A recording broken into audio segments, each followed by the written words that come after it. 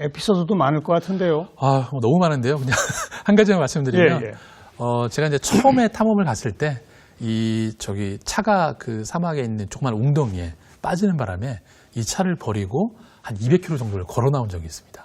200km를? 그 사막이잖아요. 네, 사막에서. 사막 200km를? 네. 어떻게 걸었어요? 어쨌든 우여곡절이 많겠지만 또 밤마다 또 늑대가 울어대고 먹을 거는 없고 힘은 들었는데요. 그나마 제가 이 위기에서 그나마 이제 지혜롭게 벗어날 수 있었던 거는 간단한 과학 지식들을 좀 많이 알고 있었던 것 같아요. 하다못해서 별자리라도 볼 줄 알면 방향이라도 알 수 있으니까. 그렇죠. 사실 사막에서 조난당했을 때 가장 무서운 거는 내가 제대로 가는 게 맞나. 맞아요. 이게 제일 어려운 거거든요. 제자리를 뱅뱅 돌 수 그렇죠. 있는 거잖아요. 네, 그러다가 보통 많이들 조난당해서 죽음에까지 이르는데 그나마 저희는 이 남반구 별자리를 좀 알았고 그나마 좀 군대 갔다 온 게 좀 도움이 됐던 것 같습니다. 네, 군대 또 행군도 해보고 하니까 이게 무조건 막 걸어가면 안 되고 체력 안배를 잘 해야 되고 또 그런 것들을 좀 많이 했던 것 같습니다. 며칠이나 걸렸어요? 한 4일 정도 걸린 것 같습니다. 4일 동안 걸려서 호주 원주민인 에버리지 마을에 도착을 해서 구살생으로 목숨을 구할 수가 있었습니다. 정말 죽을 뻔했군요. 네, 죽을 뻔했죠. 네. 지금까지 쭉 설명해 주신 그 많은 탐험들, 10여 년이라고 하지만 말씀 들어보면 1년에 한 두세 번 이상씩 가시는 것 같아요.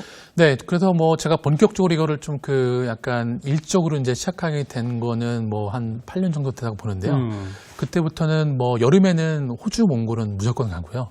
그리고 또 그동안은 계속 또 사막만 다니다가 한 3, 4년 전부터는 이 극지랑 하와이를 또 계속 주기적으로 가서 과학자들이랑 계속 또 연구도 하고 또 탐험도 하고 또 여기서 수집한 데이터를 가지고 또 여러 가지 컨텐츠도 만들고 이런 여러 가지 일을 하고 있습니다. 컨텐츠라는 건 어떤 걸 말하는 거죠? 이를테면 그동안 제가 가장 이 탐험이랑 연관된 컨텐츠는 사실 여행이었습니다. 네, 이렇게 탐험가처럼 독특한 지역을 여행 가보고 싶어하는 분들이 너무나 많기 때문에 그렇죠. 이분들을 데리고 여행을 가기도 했고요. 또 일단은 탐험을 가면 여정이 존재하기 때문에 이 이야기를 발굴해서 책을 쓴다든지 또 박물관에 들어가는 전시 컨텐츠를 만든다든지 이렇게 계속 다른 분야들과 이렇게 콜라보를 해서 하나씩 이렇게 포트폴리오를 넓혀가고 있습니다. 그러니까 그 모든 일을 혼자 해내셔야 되잖아요. 아까 외국에는 그렇죠. 예를 들어서 설명하시면서 내셔널 지오그래픽사가 후원하는 그런 과학자와 과학 탐험가가 많다라고 하셨는데 우리 문경수 대장을 후원하는 사람이 있나요? 사실 초반에는 개인적인 비용을 들여서 많이 탐험을 했었죠. 근데 어쨌든 한 5, 6년 전부터는 또 기업들도 많이 관심을 보이게 되고요. 그래요. 그리고 그나마 또 기회가 좋은 거는 3년 전에 내셔널 지오그래픽 아시아 재단이 한국에 들어왔습니다. 네, 그래서 이제 한국을 포함한 아시아권의 나라들의 탐험가 과학자들한테 또 이렇게 후원을 해주는 프로그램들이 생겼기 때문에 저뿐만 아니라 이렇게 기초과학에 관심이 있는 일반인들 또 기초과학 전공하는 학생들이 이런 프로그램들을 잘 활용한다면 아마 또 우리나라도 이런 또 분위기가 많이 좋아지지 않을까. 문경수 대장이 처음 시작할 때는 그야말로 좀 속된 표현으로 맨 땅에 헤딩하듯이 하신 건데 그게 몇 년씩 쌓이다 보니까 전문가들과 네트워킹이 되고 이제는 후원과 지원 시스템도 생기고 후배들도 많이 생겼겠네요. 후배들도 많이 생겼죠. 이제 가장 제가 기분이 좋은 거는 제가 이제 한 5, 6년째 몽골 고비사막 공룡 탐사 프로그램을 이제 과학자분이랑 같이 했는데 그때 참여했던 학부생들이 전부 다 공룡 연구실에 다 대학원을 진학을 했습니다. 그래서 그런 걸 보면 너무 좀 뿌듯하죠. 네. 외국의 과학 탐험가들 중에 유명한 사람들도 있습니까? 유명한 사람들이 많이 있죠. 네, 많이 있는데 제가 볼 때는 일반인 분들이 가장 알기 쉬운 분은 바로 타이타닉을 만든 제임스 카메론 감독. 영화 감독? 네, 가장 유명한 과학 영화 감독이 과학 탐험가예요? 네, 제임스 카메론 감독은 자기가 본인이 직접 그런 공개석상에 나와서 내 원래 직업은 탐험가고 나는 탐험을 하는 비용을 만들기 위해서 영화를 만든다라고 공개석상에서 이야기할 정도인데요. 그래요? 네, 대표적인 게 3년 전이죠. 그 딥시 챌린지라는 프로젝트가 있었는데요. 무슨 챌린지? 딥시 챌린지, 깊은 바다의 챌린지인데 지구상에서 가장 깊은 이 마리아나 해구라는 해역이 있는데요. 이 15,000m 되는 수심을 제임스 카메론 감독이 본인이 직접 디자인해서 만든 잠수함을 타고 내려가서 그 아래에 있는 어떤 과학적인 연구도 하고. 저 기사 본 기억이 납니다. 바로 그겁니다. 일반 탐험가도 하기 어려운 일인데 그거는. 그렇죠. 그러니까 제임스 카메론 감독이 참 기여가 많이 하는데요. 그거 뭐 그 사람은 단순히 뭐 돈이 많아서 탐험할 수 있는 거 아니냐라고 일반인들은 생각할 수 있는데, 네. 그렇게 자기가 그 잠수함을 만들어서 탐험을 할 때도 과학자들이나 공학자들이랑 다 콜라보를 합니다. 그렇게 안 하면 불가능하죠. 그렇죠. 그래서 이제 내려가서 어허. 자기가 그 데이터를 수집을 하고 이 데이터들을 과학자들이 연구할 수 있게 전달을 해주면 우리가 그 이전에는 알지 못했던 예, 이 예. 심해 생태계를 또 알 수 있는 그런 기폭제가 되는 거고, 또 이 사람 같은 경우도 그냥 뭐 과학적 연구로만 하는 게 아니고요. 제가 어떤 기사를 보니까 아바타 2의 배경 지역이 바로 심해라고 그럽니다. 그러니까 어찌 보면 자기 영화에 그걸 가지고 영화로. 무대를 만들어 들어가는 거죠. 아바타 1을 만들었잖아요. 네. 그러니까 내가 영화를 심해에서 찍으려면 직접 가봐야지. 그렇죠. 예.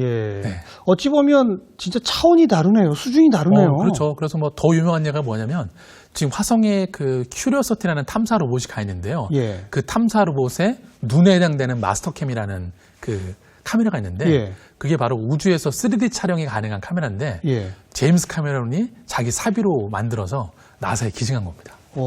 네, 자기는 자기가 기증한 카메라로 찍은 리얼 우주 영상을 가지고 네. 그래픽을 쓰지 않고 정말 완벽한 우주 영화를 만들고 싶다. 네. 그런 의지가 담겨 있는 거죠.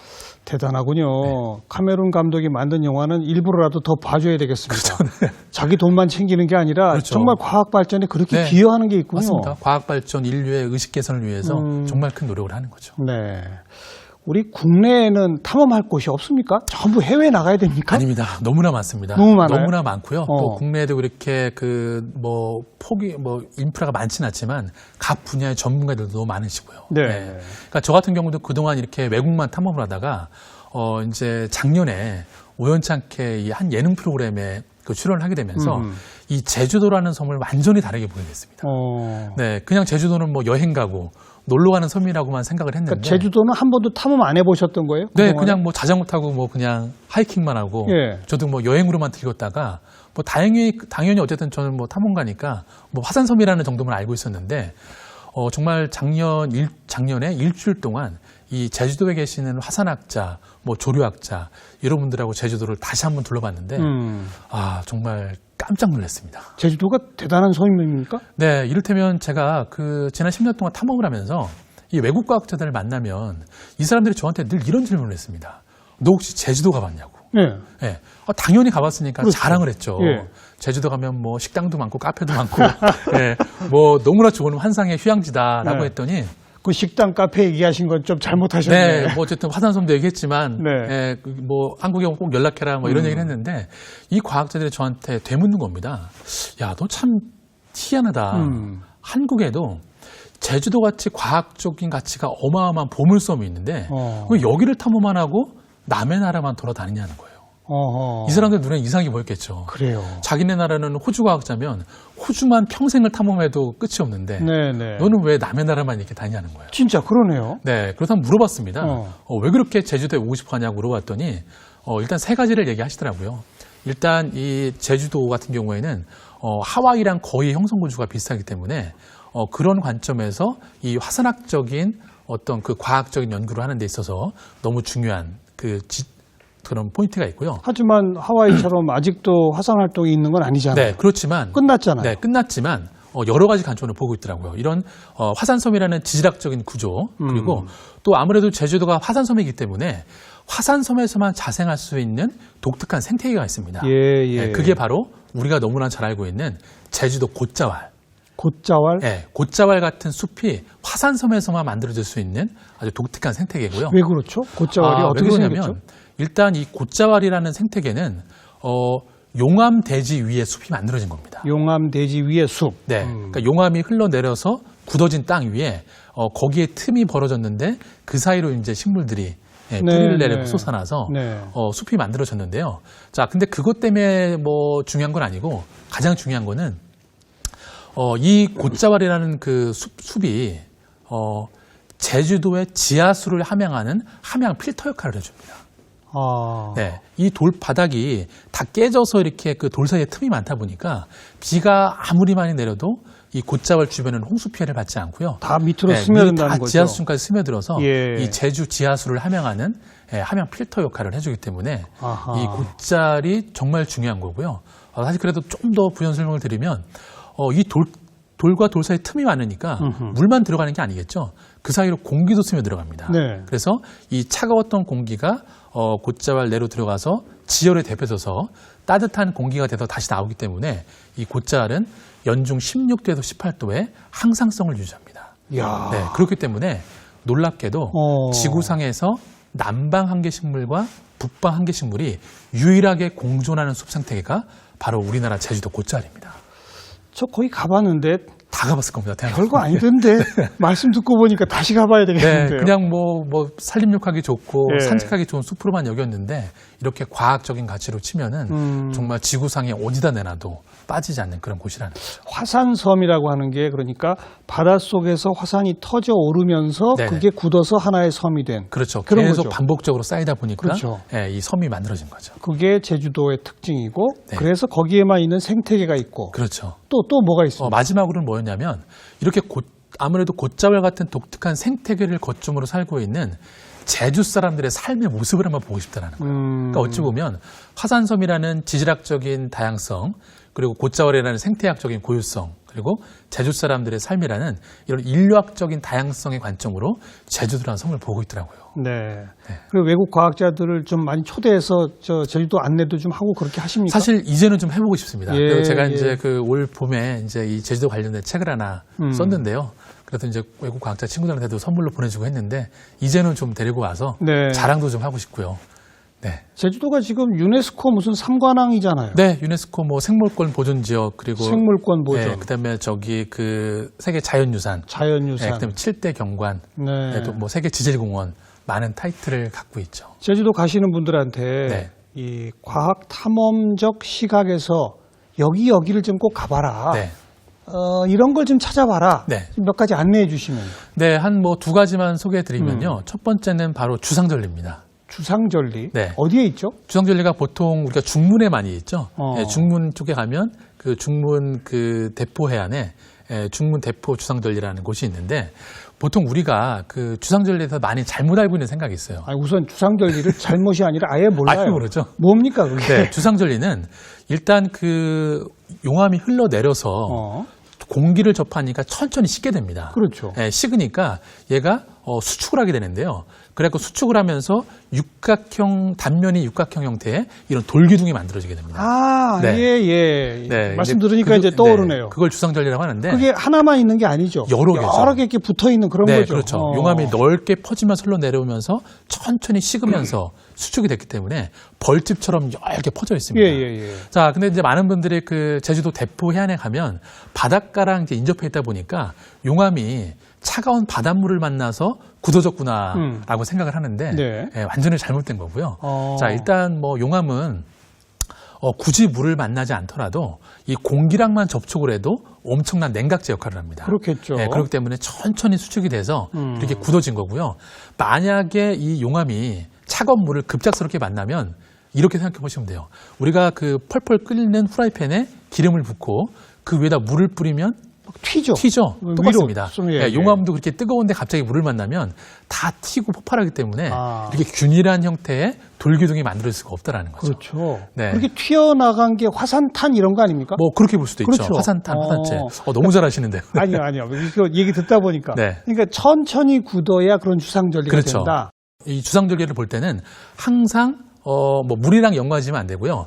항상 용암을 공급한 오름이나 분화구가 근처에 있는지, 그렇죠. 그 발원지를 보고 그것들이 이제 흘러내려가서 이런 구조를 만들었다. 예. 이렇게 세트로 연결해서 보시면 예. 이 또 주상절리 구조가 완전히 달라 보실 겁니다. 그리고 또 한 가지는 바로 만장굴인데요. 네, 우리가 이제 만장굴 하면은 너무나 익숙하잖아요. 수학여행 때 다 가보고. 그렇죠. 근데 또 한 번 가지, 두 번 가지는 않는 것 같습니다. 예. 맞아요. 가면 뭐 꼼꼼하고 예. 빗물에 떨어져서. 근데 이 만장굴이 알고 보면 정말 과학적인 가치가 높은 곳인데요. 일단 만장굴은 폭이 18m고 천장의 높이가 한 23m 정도 됩니다. 자, 이 얘기는 뭐냐면 이 만장굴이 형성될 당시에 엄청난 양의 용암이 흘러내려갔다는 겁니다. 그게 용암이 흘러간 흘러고 나고 나서 남은 자국이 이제 굳어서 용암 동굴이 되는 건데요.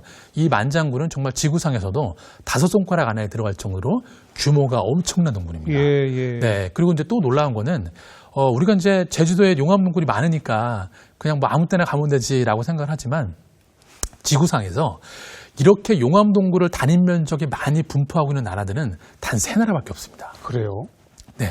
우리나라랑 하와이 그리고 마지막 한 곳은 바로 질베른의 소설 지구스고르의 여행의 배경 지역인 아이슬란드 화산입니다. 네. 뭐 근데 우리가 일반적으로 생각을 해보면 뭐 일본이나 인도네시아는 동굴이 많지 않냐라고 생각할 수가 있는데 일본이나 인도네시아 같은 경우에는 화산재가 쌓여져서 만든 지형들이 많기 때문에 용암 동굴이 그렇게 많지 발달한 지역이 아닙니다. 네, 그렇기 때문에 오히려 일본이나 인도네시아 다른 나라 과학자뿐만 아니라 일반인들도 제주도에 오는 목적 중에 하나가 바로 이 만장굴 보러 오는 겁니다. 그래요. 네, 이렇게 웅장하고 거대한 동굴을 보러 오는 건데 우리는 또 너무 이렇게 늘 보다 보니까 네, 하찮게 여기는데 좀 그런 관점을 가지고서 이런 자연유산들을 다시 한번 보는 것도. 제주도에 그 수없이 많은 오름 있잖아요. 네네. 그거 하나하나가 옛날은 화산 분화구였습니까? 네, 우리가 보통 옛날에는 이제 기생화산이라고 많이 불렀잖아요. 예. 네, 기생화산이라고 많이 불렀는데 이 제주도에는 약 370여 개의 이 오름들이 있는데요. 그렇죠. 최근에 이 화산학자들의 연구 결과에 의하면 전부 다 독립된 화산체입니다. 예, 독립된 화산체. 예, 그리고 이제 이 제주도라는 넓은 땅이 만들어지는데 결정적인 역할을 하는 게 또 바로 오름이죠. 그렇죠. 예, 소규모 분출을 해서 이렇게 넓은 지대를 만들었기 때문에 이 오름이 없이는 또 제주도가 없었다. 이렇게 봐도 뭐 그럼 한라산에 분출이 있을 때 그 다른 작은 오름들도 동시에 분출한 겁니까? 시차가 있는 겁니까? 일단은 그 시간적인 순서대로 치면은 오히려 한라산과 백록담이 가장 나중에 만들어진 분화구고요. 이미 작은 소형 오름들이 먼저 생겨서 이 제주라는 넓은 땅을 만들었다. 뭐 그렇게 보시면 좋을 것 같습니다. 처음에는 그러면 평평했겠네요. 그렇죠. 그냥 불쑥불쑥 그러다가 한라산이 솟아오르면서 이 지금의 제주 모양이 생겼다. 네네. 그래서 이제 한라산이 제주의 뭐 주인공처럼 다 생각하지만 오히려 연대별로 치면은 하와이산이 또 한라산이 어린 화산에 속하는 거죠. 네. 자, 새로운 눈으로 제주를 발견할 수 있게 된 것 같습니다. 네. 문경수 대장님의 가이드를 듣고 나니까 말이죠. 지금 뭐 일부 기업들이나 또 내셔널 지오그래픽의 이제 한국 지사나 이런 것뿐 아니라 우리 국가적으로, 사회적으로 이 과학 탐험에 조금 더 좀 지원해야 할 필요가 있지 않을까요? 네, 사실 그렇죠. 정말 중요한데요. 제 생각에는 좀 이런 것 같습니다. 일단 우리나라에도 박물관들이 많이 있잖아요.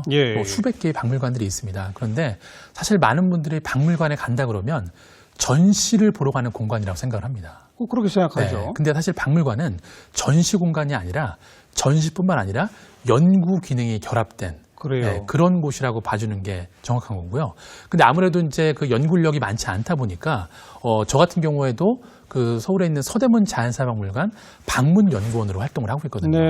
그래서 이제 그 박물관에 있는 그런 그 학예연구사 과학자분들과 함께 저 같은 외부 전문가들이 같이 협업을 해서 실제 발굴도 하고 이 발굴된 화석을 같이 보존 처리도 하고 연구도 하고 이게 실제 전시 공간에 하는 이런 과정들이 돼야만 이 박물관의 기능이 순기능이 되는 건데 그렇기 때문에 아마 또 이 전국에 있는 박물관들을 좀 이렇게 연구 기능을 보강해주는 이런 관점에서 좀 우리가 인프라를 활용하고 정부에서 지원을 해주시면은 아마 또 더 많은 아이들 또 더 많은 일반인들이 이 자연에 대한 이해를 하는데 아마 큰 도움이 되지 않을까 박물관마다 연구 기능에 지원을 하면 연구자들이 생기고 연구자와 연계된 탐험가들이 함께 맞습니다. 협업을 해서 새로운 걸 또 찾아내고 그다음 거기 또 이어가는 게 교육 사업까지. 그렇죠. 교육 콘텐츠 뭐 무궁무진하죠. 특히나 또 앞으로는 또 우리 사회도 과거에는 뭐 이렇게 과학이라는 게 뭐 다큐멘터리의 소재가 되거나 이런 정도였지만 요즘에는 이렇게 과학을 뭐 테마로 한 뭐 예능 프로그램이라든지 뭐 소재들이 많다 보니까 오히려 또 콘텐츠의 영역으로서도 이 과학을 그렇게 바라보는 것도 또 좋지 않을까 생각을 해봅니다. 뭐 본인 스스로 내가 국내 1호 과학 탐험가다라고 자칭하신 거죠? 사실 아닙니다. 누가 붙여줬어요? 오히려 그 외부에 있는 제가 이제 기자할 때 했던 후배들이나 또 전문가분들이 이제 붙여주신 건데요. 근데 사실 그 1호 과학탐험가라는 게 제가 처음 시작했기 때문에 1호라고 붙여줬다기보다 이 과학탐험가라는 어떤 그 직업 그리고 과학탐험이라는 분야가 한 영역 좀 더 넓어지길 바라는 마음에서 그렇죠. 좀 그렇게 많이들 저를 불러주시는 것 같아요. 그래서 이제 2호, 3호 하겠다고 나서시는 젊은이들이 많습니까?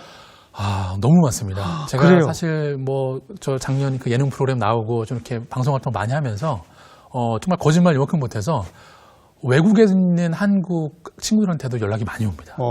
내가 또 이제 과학에 관심이 많았는데 그동안은 이 과학에 대한 진로가 가만히 생각을 해보면 연구소에 가거나 대학에 가거나 요 정도밖에 없다고 생각을 했는데 그렇죠. 사실 이게 전 세계적으로 보면 사실 제가 이를테면 예를 하나 들면 제가 공룡 탐사에서 만났던 외국 공룡학자들은 물론 연구소나 박물관에도 가지만 디즈니나 픽사에 가서 공룡 애니메이션을 만드는 친구도 많습니다. 그래요? 생각을 해보시면 평생을 공룡을 좋아하는 공룡 덕후로 살았고 심지어 공룡에 대한 석박사 수준의 지식을 갖고 있는 친구들이 작정하고 그런 애니메이션 컴퍼니에 들어가서 컨텐츠를 만들기 때문에 쥬라기 월드 같은 세계적인 컨텐츠가 나오겠죠. 그렇군요. 네. 인터스텔라도 마찬가지입니다. 그 인터스텔라의 대본을 썼던 그 놀란 감독의 동생이 실제로 그 세계적인 그 천체 물리학자인 킵슨 교수 클래스에 가서 3년 동안 수업을 들었다고 하더라고요. 그렇기 때문에 이제는 아이들이 단순히 공룡을 좋아하고 우주를 좋아한다고 그래서 그런 건 어렸을 때나 좋아하는 거야 이런 게 아니고 그런 것들은 좀 잘 우리가 제도적으로 잘 끌어줄 수 있는 시스템들이 만들어진다라면 이 아이들이 결국에는 미래에 정말 우리나라 최고의 콘텐츠 디렉터들이 될 수 있지 않을까 좀 그런 희망을 가져봅니다. 그러니까 과학 탐험가는 과학 대중화의 또 천병이라고도 말할 수 있겠네요. 네, 그렇게 볼 수도 있고 또 한 부분의 역할을 한다고 볼 수 있고요. 지금 굉장히 많은 젊은이들이 과학 탐험가의 꿈을 키우고 있다고 말씀하셨는데 그분들한테 혹시 이 방송 보고 나도 한번 해봐야지 이런 분들한테 좀 미리 조언을 해줄 게 있다면. 사실 좀 약간 그 모호한 조언보다 저는 그냥 두 가지를 얘기하고 싶습니다. 첫 번째는 일단 책이랑 다큐멘터리를 많이 보라고 공부해야죠. 과학 책이나 과학 다큐멘터리 같은 경우에는 그 분야에 정말 최고의 전문가들과 최고의 연구 현장을 한 시간으로 압축해놓고 한 권의 책으로 압쳐놓은 거기 때문에 이거만큼 좋은 교과서가 없거든요. 저도 과학 다큐멘터리는 아주 좋아합니다. 제가 정말 EBS 다큐 프라임을 정말 거의 다 보는데요. 진짜 그런 것들을 많이 보고 그래서 이제 그렇다고 해도 또 이렇게 처음부터 과학 탐험길로 확 들어올 수는 없으니까 이렇게 본인이 해야 되는 그 역할들을 하면서 이 사이드에서는 이런 것들을 이제 트레이닝을 하고 그러면서 궁극적으로는 어쩔 수 없는 호기심을 유지하는 게 좋은 것 같습니다. 어쩔 수 없는 호기심을 유지하는 거. 우리가 어떤 사항 때문에 이거 힘들어. 어떤 사항 때문에 호기심 못해요. 이럴 수 있는데 결국 이 어쩔 수 없는 호기심을 유지하냐 못하냐. 이게 관건인 것 같습니다. 끊임없이 책과 다큐멘터리 같은 걸 보면서 어쩔 수 없는 호기심을 유지하면 그러면 탐험가가 된다. 앞으로 제가 계속 길을 또 만들어 나갈 수 있을 거니까 아마 이 친구들이 이 과학 탐험의 세계로 들어올 수 있도록 저도 노력을 많이 하겠습니다. 알겠습니다. 그리고 과학 전반의 대중화 그리고 그걸 통한 각종의 콘텐츠 생산 여기까지 좀 많은 활약을 기대하도록 하겠습니다.